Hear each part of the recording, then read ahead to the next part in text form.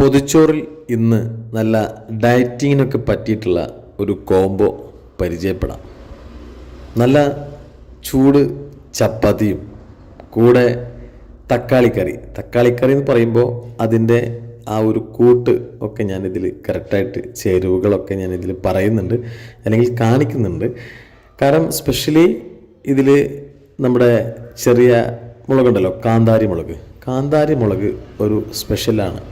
ആ കാന്താരി മുളക് നമ്മുടെ ബ്ലഡ് സർക്കുലേഷനൊക്കെ കറക്റ്റ് ചെയ്യാൻ വേണ്ടിയിട്ടൊക്കെ നമുക്ക് സഹായിക്കുന്ന ഒരു മെഡിസിൻ കൂടിയാണ്.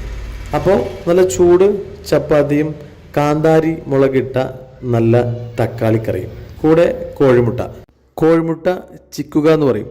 കോഴിമുട്ട ചിക്കിയ ആ ഒരു വിഭവം കൂടി കോംബോ, അതൊരു പൊളി കോംബോയാണ്. ചൂട് ചപ്പാത്തിയും കോഴിമുട്ട ചിക്കിയതും പിന്നെ ചീനമുളകിട്ട തക്കാളിക്കറിയും പൊളിയാണ് മക്കളെ.